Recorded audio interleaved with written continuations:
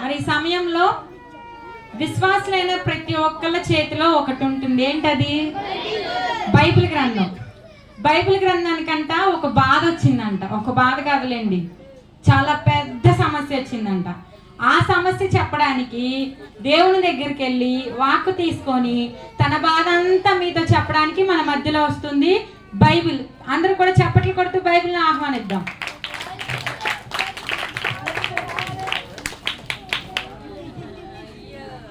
నన్ను కనుగొనడానికి ఒకతను చాలా కష్టపడి ఒక అక్షంత్రాన్ని కనుగొన్నాడు. ఇంకా అనేక మంది భక్తులు నన్ను ఈ భూమి మీద అందరికీ తెలియాలి, నా ఉనికిని అందరికీ చాటించాలని ఎంతోమంది భక్తులు వాళ్ళ జీవితమును, వాళ్ళ బలమును, వాళ్ళ సంపదను త్యాగం చేసి నన్ను ఈ భూమి మీద అనేక భాషల్లో 724 భాషల్లో నన్ను ముద్రించారు. కొత్త నిబంధనను 1248 భాషల్లో ముద్రించారు. కొత్త నిబంధనలోని పుస్తకాలను 1617 భాషల్లో ముద్రించారు. మన దేశంలోనే 74 భాషల్లో బైబిల్ని ముద్రించారు, అందుబాటులో ఉంచారు. కొత్త నిబంధనను 92 భాషల్లో అందుబాటులో ఉంచారు. ఇంతమంది కలిసి ఇన్ని భాషల్లో ఇంత కష్టపడి నన్ను ఇంతమందికి అందుబాటులో ఉంచడానికి కారణం ఏంటి? అందరూ బైబిల్ చదవాలి, అందరూ పరలోక రాజ్యానికి వెళ్ళాలి. కానీ ఇప్పుడు కొంతమంది చేస్తున్న క్రైస్తవులు చేసే పనులకి మాలాంటి బైబిళ్ళకి చాలా బాధ కలుగుతుంది. అందులోని కొన్ని ఉదాహరణలు మీకు ఇప్పుడు నేను చూపిస్తాను. ఇప్పుడు ఇక్కడ ఏం జరుగుతుందో మీరు చూడండి.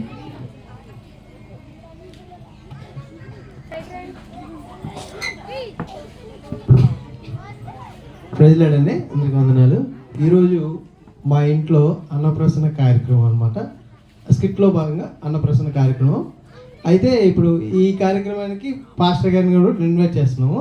అయితే ముందు అన్నప్రసన్న కార్యక్రమానికి సంబంధించిన విషయాల్లో కొన్ని ఏర్పాట్లు చేసుకుంటాం. ఒక్క నిమిషం.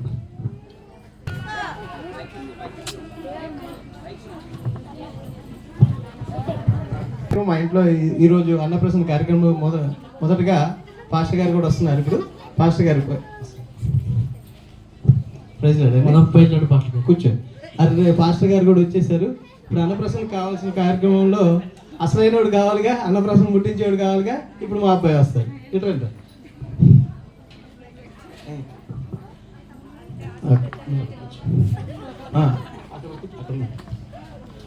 అన్నప్రసన్నకి కావాల్సిన కార్యక్రమాలు ఏముంటాయి?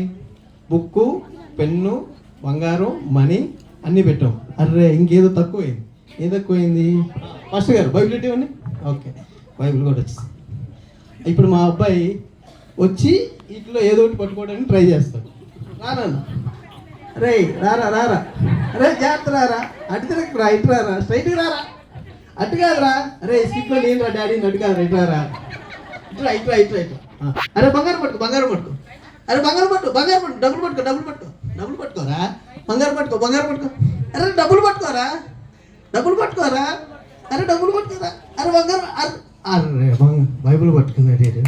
అరే నేనేదో బంగారం పట్టుకుంటా, డబ్బులు పట్టుకుంటా, బైబుల్ పట్టుకున్నాడు. ఈ పెద్దయ్యకి ఏమవుతాడో ఏమో మరి చూద్దాం. ప్రెసిడెంట్ తీసి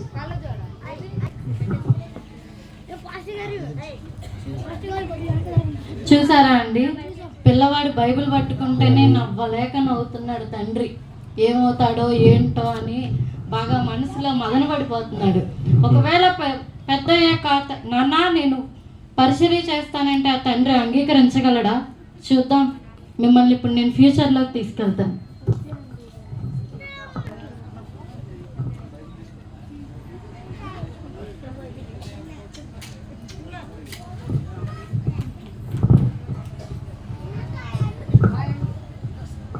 హాయ్ అండి, అందరికి వందనాలు. నేను నా చిన్నప్పుడు అన్నప్రాసనలో బైబిల్ పట్టుకున్న పిల్లవాడిని. అప్పుడేదో తెలియక పట్టుకున్నాను, కానీ ఇప్పుడు మాత్రం తెలిసి పట్టుకున్నాను. దేవుని సేవలో ఆత్మను రక్షించాలని ఆశతో పట్టుకున్నాను. ఈ ఆశను మా నాన్నకి చెప్పడానికి వెళ్తున్నాను. నాన్న నీకు ఒకటి చెప్పండి. ఏంటి రామ్మ? సేవకి వెళ్తాను. సేవకి ఏ సేవకి వెళ్తావు? ఆత్మను రక్షించాలని. ఆత్మను రక్షించాలి. అరే చిన్నప్పుడు నువ్వు అన్నప్రసన్నప్పుడు బైబిల్ పట్టుకున్నావు అనుకుంటే ఆ బైబిల్ పట్టుకుని ఇప్పుడు సేవ చేస్తానంటే ఏంటి? నేను చదువుకోమని చెప్పాను కదా, నేను చదువుకోకుండా నువ్వు బైబిల్ పట్టుకుంటాను సేవ చేస్తాను అని అలా తిరగడానికి కుదరదు కదా. అది కాదు నాన్న, దేవుడు నాతో మాట్లాడాడు. దేవుడు అందరితో మాట్లాడుతున్నాడు రా, అందరూ మాట్లాడుతున్నారు. దేవుని పని చేయడానికి వేరే వాళ్ళు ఉన్నారు, వాళ్ళని ఏర్పాటు చేసుకుంటాడు. నువ్వు చదువుకోవాల్సిన వయసులో నువ్వు చదువుకోకుండా బైబిల్ పట్టుకుని సేవ చేస్తానంటే ఎట్టగా? అది కుదరదు కదా. కాబట్టి నువ్వు బాగా చదువుకొని మంచి ఉద్యోగం చేసి అమెరికా వెళ్ళి డాలర్స్ సంపాదించావు అనుకో, ఇక్కడ నేనేం చేస్తానంటే అమరావతిలో పొలాలు కొంటా, వైజాగ్లో స్థలాలు కొంటా, ఇటు కావాలంటే స్టీల్ ప్లాంట్ కూడా తీసుకుని నీ పేరు మీద పెద్ద బిజినెస్ చేద్దాం నేను ఆశపడుతుంటే నువ్వు వెళ్ళి సేవ చేస్తాను బైబిల్ పట్టుకుంటానంటావు ఏంటి? అది కాదు. కానీ ఆ బైబిల్ ఇటు ఈ బుక్ తీసుకో, వెళ్ళి చదువుకొని డాలర్ సంపాదించడానికి ట్రై చేయి, ఉద్యోగం చేయడానికి ట్రై చేయి. ఓకే, మంచి ఉద్యోగం చేయి, అప్పుడు దేవుడే నేను చూసుకుంటాడు. ఓకేనా? ఓకే. అర్రే వీడు చిన్నప్పుడు బైబిల్ పట్టుకున్నాడంటే ఏంటో అనుకున్నాను, కానీ ఇది సేవ పట్టుకుని సేవ చేస్తాడు అనుకోవట్లేదు. అందరూ ఇప్పుడు సేవ చేస్తారు కానీ రేపు పెద్దయ్యకి వీడు పిల్లలు ఇవ్వాలంటే ఎవరిస్తారు? సేవ చేసేవాడికి ఎవరికి పిల్లలు ఎవరు కదా. అందుకని ఆడు ఉద్యోగం చేసి సంపాదించాడు అనుకో, మంచి స్టేటస్ వస్తుంది, మంచి హోదా ఉంటుంది, మంచి ఉద్యోగాలు వస్తాయి, మంచి భార్య వస్తుంది, కుటుంబం బాగుంటుంది, అందరూ హ్యాపీగా బతకడానికి అవకాశం ఉంది. కానీ సేవ చేస్తే ఏమొస్తుంది?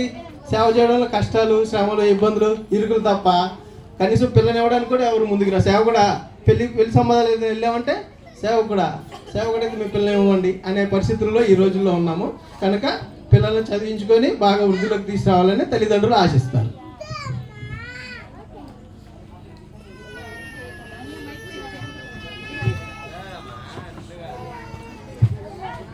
చూసారుగా, చిన్నప్పుడే బైబిల్ పట్టుకుంటే నవ్వలేక నవ్విన తండ్రి ఇప్పుడు నాన్న నేను సేవ చేస్తానంటే ఆనందపడకుండా నేను అమరావతిలో పొలాలు కొంటాను, స్టీల్ ప్లాంట్ కొంటేనే నాకు ఆనందం, నువ్వు ఆస్తులు సంపాదిస్తేనే ఆనందం అంటున్నాడు. ఒక్కసారి ఆలోచించండి, మన పిల్లలే మన దగ్గరికి వచ్చి అమ్మా నేను పరిచర్య చేస్తా, నాన్న నేను పరిచర్య చేస్తా అంటే మీరు అంగీకరిస్తారా? ఆలోచించండి. ఇప్పుడు మీరు ఒక ఆరాధనకి తీసుకెళ్తాను రండి.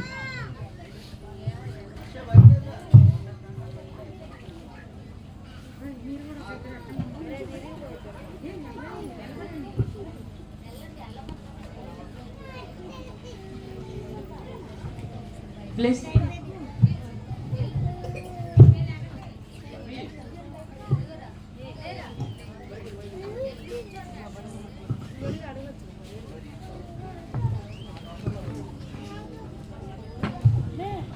సరే, అందరు నిలబడినట్లయితే పరిశుద్ధ ప్రకటన చేద్దాము. చేతిలో ఉన్న బైబిల్ అందరూ పైకెత్తి నాతో పాటు చెప్పండి. ఇది నా పరిశుద్ధ గ్రంథం, రెండంచుల గల ఖడ్గం, మేలిమి కంటెను బంగారము కంటెను అమూల్యమైనది. ఇతడు ఏం చేస్తున్నాడు? అందరూ పరిశుద్ధ గ్రంథాలు పైకెత్తితే ఇతడు ఏంటి ఫోన్ పైకెత్తి నుంచున్నాడు? హలో సార్, చెప్పండి మేడం. ఏం చేస్తున్నారు సార్ మీరు? అందరూ ఏం చేస్తున్నారో మీరు ఏం చేస్తున్నారు? అందరూ పరిశుద్ధ గ్రంథాలు పైకెత్తితే మీరు మొబైల్ పైకెత్తారు. మొబైల్లో బైబిల్ ఉంది కాబట్టి మొబైల్ ఎత్తాను. ఓహో, మొబైల్లో బైబిల్ ఉందా? ఇంకేమున్నాయండి మొబైల్లో? ఇన్స్టాగ్రామ్, వాట్సాప్ అవన్నీ ఉంటాయి. చాలానే ఉన్నాయి. డబ్బులు ఉన్నాయా? కంపల్సరీ. అది పాటలు ఉన్నాయా? అబ్బో మీరు అది అడగాల. సినిమాలు ఉన్నాయా? ఉంటాయి. సరే, ఇప్పుడు ఒక పని చేయండి, ఆ మొబైల్లో ఉన్న వాటన్నిటిని కింద పెట్టి బైబిల్ ఒక్కటే పైకెత్తండి. అది ఎలా కుదురుతుంది? మాది ఇది ఎలా కుదురుతుంది? మీ దగ్గర బైబిల్ లేకపోతే కొనుక్కోండి, లేదా పక్కన వాళ్ళు బైబిల్ వేస్తారు కదా దాన్ని పట్టుకోండి. అంతేగాని పవిత్రమైన గ్రంథాన్ని అపవిత్రమైన బైబిల్తో పోల్చకండి. చూసారు కదండి, బైబిల్ లేకపోతే కొనుక్కోవాలి, లేదా పక్కన వాళ్ళ సహాయమైన మనం తీసుకోవాలి. కానీ ఈ కాలంలో అన్ని పాపాలకి మూలమైందే ఫోను. అలాంటి ఫోన్ని పవిత్రమైన బైబిల్తో పోల్చకండి. చూడండి ఇక్కడ ఎవరో ఇప్పుడు బైబిల్ మర్చిపోయారు. చూద్దాం ఏం జరుగుతుందో.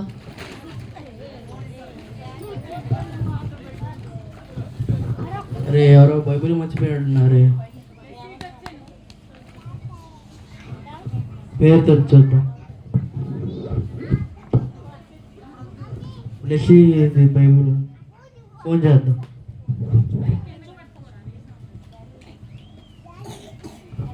హలో హలో హలో అమ్మా. అమ్మానా? హలో అమ్మా. ఎవరయ్యా నువ్వు? నన్ను అమ్మ అంటున్నావు, ఎలా కనిపిస్తున్నా నీకు? అమ్మ నేనమ్మా పాస్టర్ గారిని. మళ్ళీ చెప్పండి పాస్టర్ గారు, మీరా? అదే మీరు చర్చిలో బైబిల్ మర్చిపోయారమ్మా. అవునా పాస్టర్ గారు, ఒక నిమిషం నా బ్యాగ్ ఏది? పాస్టర్ గారు, ఆ బైబిల్ నాదే. భోజనాల హడావుడిలో పడి మర్చిపోయాను. సరే అమ్మా, చర్చికి వచ్చి బైబిల్ తీసుకో. మీరు మా ఇంటి వైపుగా ఏమైనా వెళ్తే కొంచెం తెచ్చిచ్చేయండి. సరే అమ్మా. కుదరదమ్మా. సరే పాస్టర్ గారు, వచ్చే ఆదివారం ఎలాగో చర్చికి వస్తాను కదా, అప్పుడు తీసుకుంటాను. సరే అమ్మా. సరే పాస్టర్. అంటే రాలేదు. అదే బంగారము పరుసో బీరువా తారలో అయితే అసలు ఉన్న పాటుగా పరిగెత్తుకుంటూ వచ్చేసి పాస్టర్ గారి ముందు నిలబడి, పాస్టర్ గారు నేను ఈ కెమెరాని కిందే కూర్చున్నాను, ఈ కెమెరా వైపే వెళ్ళాను, ఒక్కసారి చెక్ చేయండి పాస్టర్ గారు అని. అది దొరికేంత వరకు అక్కడి నుంచి కదిలేదే లేదు. అంటే ఆమెకి సోమవారం నుంచి శనివారం వరకు ఆ బైబిల్తో పనే లేదు.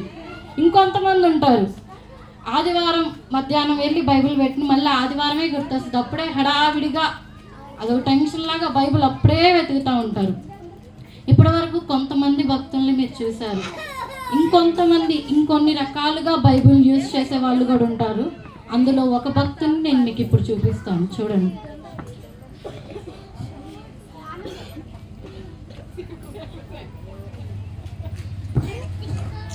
వంద, 200, 500, 1000, 2000, మొత్తం 3500. వందనాలు యేసయ్యా. ఈ సంవత్సరం అన్న క్రిస్మస్కి మంచి పట్టు చీర కొనుక్కొని కట్టుకుంటే సార్, కట్టుకుంటే నేనే దగదగ మెరిసిపోవాలంతే. ఇంక అందరు సెంటర్ ఆఫ్ అట్రాక్షన్ నేనే అవుతా. ప్రతి సంవత్సరం మా ఆయన అడిగి అడిగి అడిగి అలిసిపోయి ఆయన ఇవ్వడు, నేనా కట్టుకోను. ఈసారి ఎలాగే నేనే దాచుకున్నా. సర్లే కానీ డబ్బులు అయితే దాశాను. ఇంతకీ డబ్బులు ఎక్కడ దాయాలి నేను? ఎక్కడ దాయాలి? కిచెన్లో పోపుల డబ్బాలో దాద్దామా? అబ్బా వద్దులే, ఆడవాళ్ళు అంటే కిచెన్ అంటే పోపుల డబ్బా, అక్కడే దాస్తారంటారు. మరి ఇంకెక్కడ దాయాలి? బీరువాలో చీరల మధ్యలో దాద్దామా? అమ్మ వద్దులే, పోయినసారి అలానే 1000 రూపాయలు పెట్టా, అవి పోయినాయి, మళ్ళీ ఇవి కూడా పోయాయి అనుకో. ఈసారి క్రిస్మస్ కూడా అదే చీక్మైన చీర కట్టుకోవాలి. ఎక్కడ దాయాలి? వచ్చింది, మంచి ఐడియా. ఎక్కడుంది బైబిల్? పోయిన ఆదివారం తెచ్చి ఎక్కడ పెట్టా? ఎక్కడ పెట్టా? దొరికింది. అమ్మయ్య, ఈ బైబిల్లో పెట్టాలంటే నా డబ్బులు దేవుడికి తప్ప నాకు తప్ప ఎవరికీ తెలియదు. మా ఆయన చూస్తాడా అంటే మా ఆయన సరిగ్గా ఆయన బైబిలే చూడ్డు, నా బైబిల్ ఏం చూస్తాడు? ఇంకా ప్రశాంతంగా ఇందులో పెట్టేసుకుంటా. ఏసయ్యా, ఈ డబ్బులు మా ఆయనకంట నా పిల్లలకంట పడకుండా చూడయ్యా. నువ్వు అడిగిన దానికంటే అత్యధికంగా ఇచ్చే గొప్ప దేవుడు కాబట్టి ఈ 3500 కాస్త 7000 కాదు 10,000 ఏటట్టు దీవించమని యేసునామమున అడుగుతున్నాను తండ్రి, ఆమేన్. చూసారుగా, నేనేమో బైబిల్ చదవడానికి వస్తుందేమో అనుకున్నాను. ఆఖరికి బైబిల్నే కాపలా పెట్టేసింది. ఏంటమ్మా మీ ఆయనకి తెలియకుండా దాస్తున్నావా? గొప్ప భక్తురాలువేనమ్మా నువ్వైతే. ఇంకొక భక్తుడిని మీకు ఇప్పుడు నేను చూపిస్తాను, చూడండి.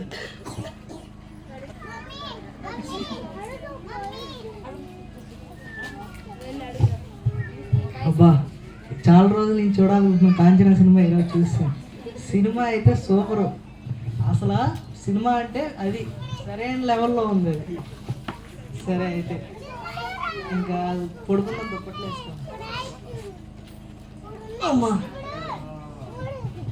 సినిమా అయితే సూపర్, అంతే. క్లైమాక్స్ అదిరిచ్చింది. బా వేసేయా, నీకే వందనాలు కోబా నాకు ఆ సినిమా చూపించినందుకు.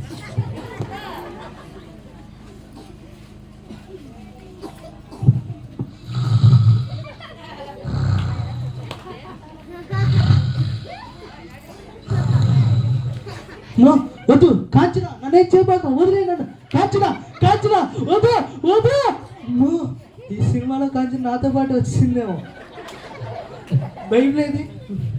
నా బైబిల్ ఏది? అమ్మా, ఈ చీకటి కొంత ఏం కనిపించడం, ముందు లైట్స్ వేయాలి. ఇదిగో ఇదిగో నా బైబిల్ ఇదిగో. ప్రభువా నన్ను క్షమించిన ఆయన, ఇంకోసారి నేను సినిమాకి కూడా వెళ్ళను ఆయన. బైబిల్ ఉండగా భయం ఎందుకు దండగా. ఇంక పడుకున్నా.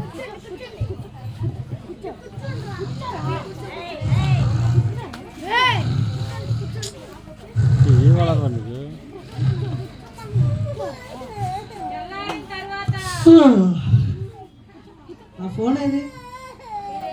ఫోన్ ఏది? నా ఫోన్ ఏది? వీడేంటి ఇన్నిసార్లు ఫోన్ చేశాడు? అమ్మ మర్చిపోయి ఈరోజు వీడు పుట్టినరోజు ఉంది కదా, అర్జెంట్ రెడీ అయ్యి వెళ్ళిపోవాలి.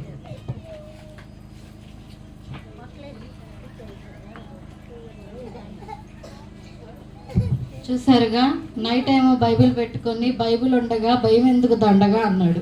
పొద్దున్నేమో ఫ్రెండ్ పుట్టినరోజు అంట, పార్టీ అంట అనుకుని వెళ్ళిపోయాడు.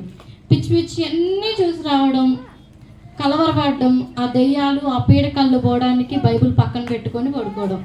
నిజంగా బైబిల్ పక్కన పెట్టుకొని పడుకుంటే ఆ పీడకలన్నీ పోతాయంటే మరి ఆ బైబిల్ రోజు తీసి మనం ధ్యానం చేస్తే మన జీవితాల్లో సైతాన్ ప్రభావాలు పోవంటారా? ఆలోచించండి. ఎంతోమంది కష్టపడి బైబిల్ ఇన్ని భాషల్లో ముద్రించిన మేము తయారయ్యేటప్పుడు ఏ భక్తురాల దగ్గరికి వెళ్తామో, ఏ భక్తుడి దగ్గరికి వెళ్తామో, ఎవరు ఎన్నిసార్లు మమ్మల్ని చదువుతారో, చదివో వాళ్ళ మనసుకు తీసుకొని వాళ్ళ హృదయాలను మార్చుకొని దేవుడి వైపు నడుస్తారో, వాళ్ళతో పాటు ఇంకొంతమందికి ఆ సువార్తను చెప్పి వాళ్ళని ఎంతమందిని పరలోక రాజ్యానికి నడిపిస్తారని ఎంతో ఆశగా ఎదురు చూస్తూ ఉంటాం. కానీ అందులో 10% కూడా చాలామంది క్రైస్తవులు బైబిల్ చదవడం లేదు. దేవుడు మాతో మాట్లాడాలి మాట్లాడాలి మాట్లాడాలి అంటారు, కానీ దేవుడు వాక్యం ద్వారానే కదండి మాట్లాడేది. ఇంకొంతమంది చెప్పాలంటే చాలామంది దేవుణ్ణి తెలుసుకొని వాళ్ళు బైబిల్ను పడేస్తుంటారు, తొక్కుతుంటారు, చించేస్తారు, చాలామంది కాల్చి బూడిద చేస్తుంటారు. ఎంతో బాధ అనిపిస్తుంది మాకు. అంతకన్నా బాధ ఎక్కువ ఎప్పుడు అనిపిస్తుందంటే మీలాంటి క్రైస్తవులు ఆ బైబిల్ తీసి మీ హృదయానికి హత్తుకొని దాన్ని చదవనప్పుడే. దేవుడు మీతో మాట్లాడాలి అంటే బైబిల్ చదవాలి. మీకు వాక్యం తెలుసు కదా, యోహాను 1:1 ఆది అందు వాక్యం ఉండెను, వాక్యము దేవుని యొద్ద ఉండెను, వాక్యము దేవుడై ఉండెను అని. మరి ఇది తెలిసి కూడా బైబిల్ చాలామంది చదవకుండా నిర్లక్ష్యం చేస్తున్నారు. దయచేసి మీ దగ్గరున్న మాలాంటి బైబిల్ని చదవండి, మాలాంటి బైబిల్ని మీరు ఏడిపించకండి.